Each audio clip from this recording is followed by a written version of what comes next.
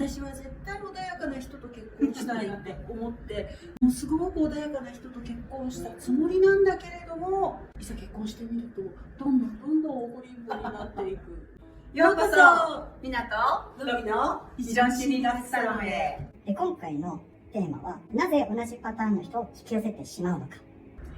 確かにあるあるですよね、怒りんぼのお父さんのもとで育ったし、男の人が怒るのはすごく怖いなって思って、私は絶対穏やかな人と結婚したいって思ってもうすごく穏やかな人と結婚したつもりなんだけれども、いざ結婚してみるとどんどん怒りんぼになっていく、でもう無理って思って離婚したんだけれども、次こそはって絶対私は優しい人と結婚するんだって思ったのに、また付き合ってみたら、どんどんね、怒りんぼになっていくんです。あるいは自分が怒りんぼになっていくっていうパターンもあるかもね。ああ、それもあるかもしれませんね、でもそれはむしろ健康的なんですよね、心理学的なパターンから言うと。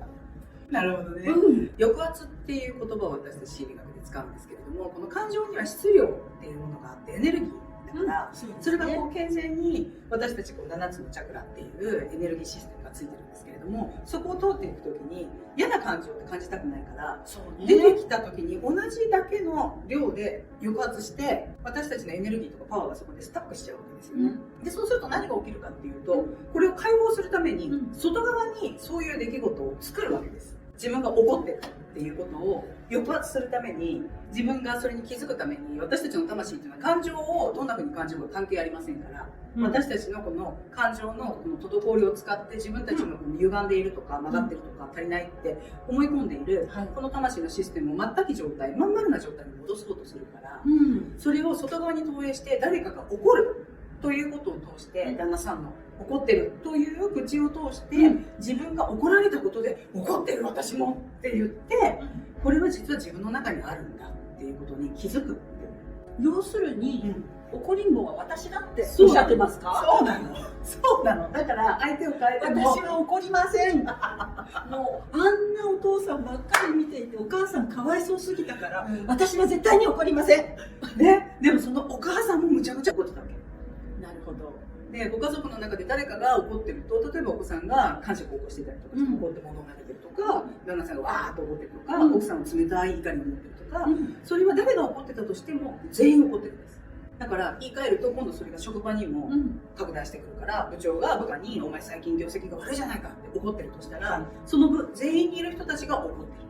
ああはなりたくないって思いますけれどもね。怒られる人にも怒る人にもなりたくない。なりたくないです。そう。どっちも嫌です。でしょ、だから普通はじゃあごますろうとか、営業成績伸ばそうとか、お父さん帰ってきたらいい子でいようとか、もう従順な人でいようと思います。ね、悪い子になっちゃいけない。いけないいけない。ね、でそうすると今度何が起きてくるかっていうと、子供たちは本当は怒ってるから、そのエネルギーを外で発散するためにいじめちゃったりとか。お父さんと同じことする。そうなんです。そうなんで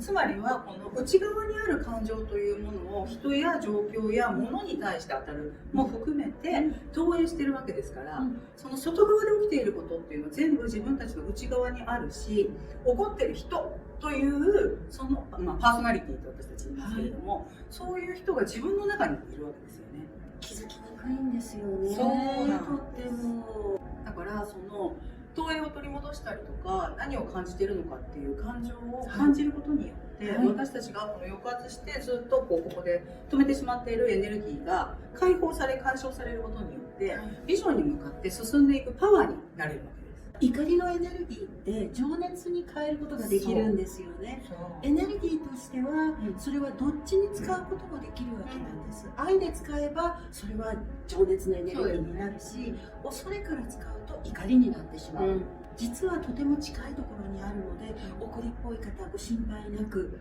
あなたは情熱的な方なんですよ、本当は。そうですね。だから怒りっていうものには方向性があるって私たちお伝えするんですね。だからこの怒りを所有して怒っているんだっていうことは、まずこの怒りの下に別の感情があって、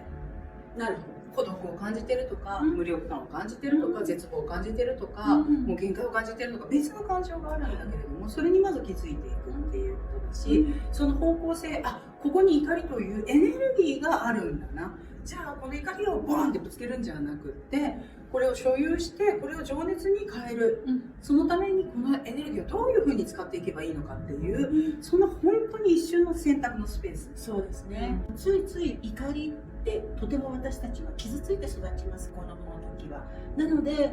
怒りという感情は危ない感情っていうふうに思ってるんですよね。なのでついそこには近づきたくないなと思ってしまいます。でもそれを近づきたくないなではなくて、自分の怒りを自分のものとして感じるっていうことが、実はこれを情熱として使う最初の一歩かもしれませんね。で怒りにもいろいろな表し方があるんです。だからバーンとアグレッションっていうんですけれども、攻撃的に人に対してエネルギーを使うような怒り方もあれば、自分が外に引きこもっちゃって、先ほどお母さんも怒ってらっしゃるんですよって言ってくださいましたけれども、ついつい引きこもることも実はこれ怒りだったりもするし、それから非常に従順に見えてコスト相手の邪魔をしたりとか、失敗したりとか、これも気づきにくいですけれども、実は起こっているっていう、受動攻撃性なんていう言葉を心理学では使いますけれども、怒りにも現れ方が3つぐらいあるっていうことなんですよね。なのでバーンだけが怒りではない。なんか日本語ってすごくやっぱり言葉と感情がつながっているから、腹渡が煮えくり返るとか、そうですね、激怒で喉が締め付けられるとか、カーッとなったとか、頭にきたって言いますね。わらわな怒りで震えるとか、その体感覚と感情っていうものも非常にリンクしていますから、私たちの居心地の悪い感情が肩が痛くなったとか、動悸が激しくなったとか、わらわな震えたとか、男の人はここら辺が食いしばってピクピクピクピクピクピクってなると、やばい怖い怖いって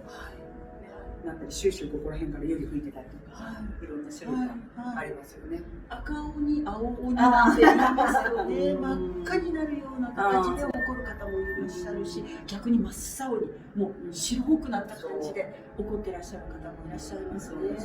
どちらも怖いですね。でもやっぱりそこで抑圧しているっていうことが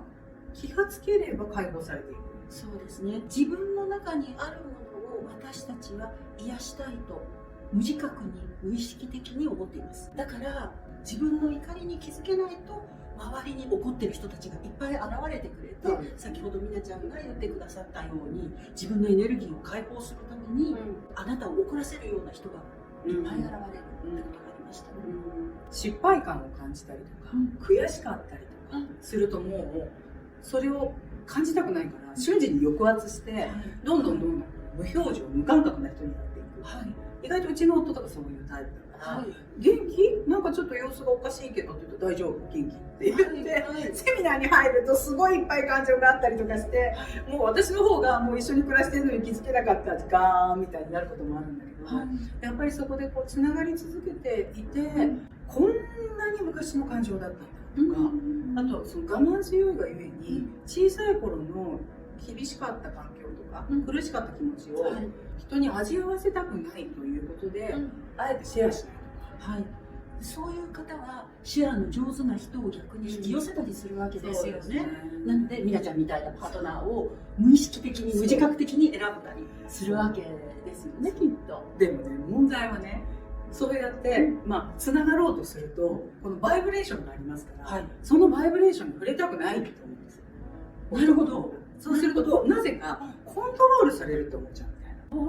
な、様子がおかしなことになっているっていうことを話して、例えばじゃあこういうことを感じてるのかもしれないよとか、こういうこと前もあったのとか、女性性は石を投げる係ですから、いろいろ何かに当たるかなと思ってこう石を投げ続けるわけですよ。そうすると痛いところに当たりそうだから嫌だって言って逃げ回って、閉じて逃げちゃったりとか、私たちは自分にとって一番必要な人を遠ざけようとしたりするっていうのがここで分かりますね。だから同じ人を引き寄せちゃう。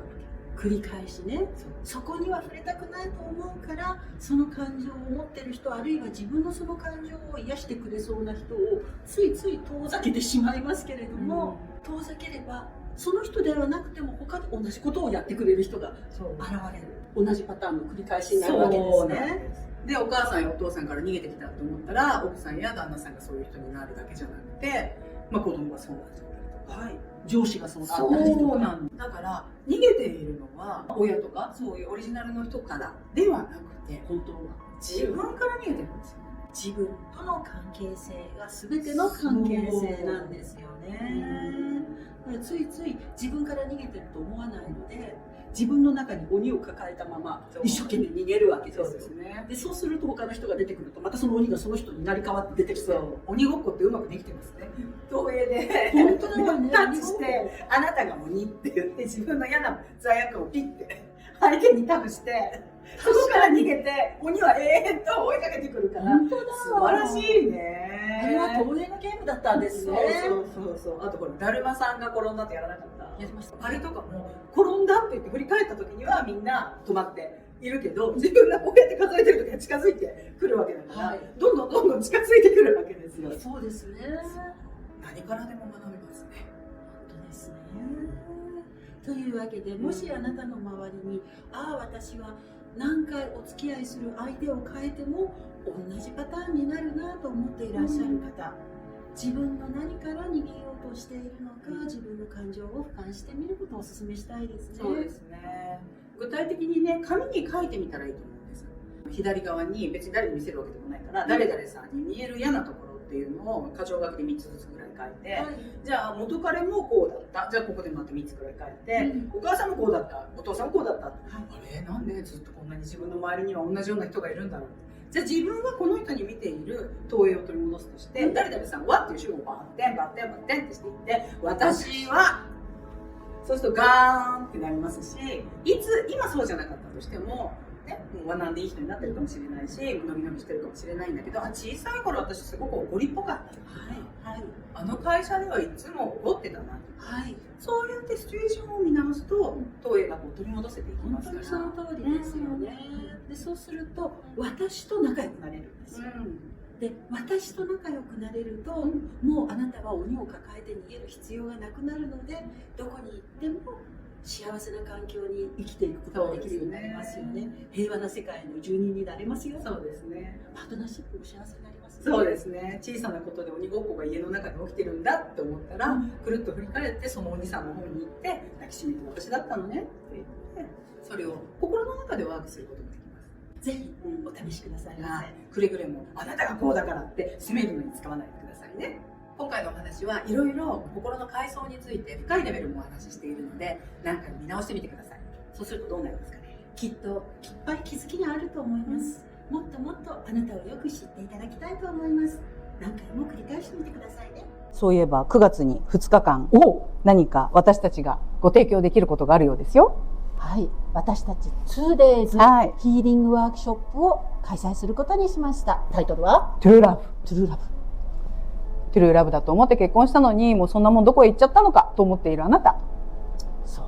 ね、トゥルーラブが欲しくて仕方がないのに未だに出会えてないというあなた、トゥルーラブとは何ぞやと思っているあなた、一生自分の元には訪れないななんて思っちゃったあなた、年齢とか関係ないです。トゥルーラブはあなたがこの世で受け取れる最高の幸せかもしれません。ぜひその幸せを諦めずにいたいですよね。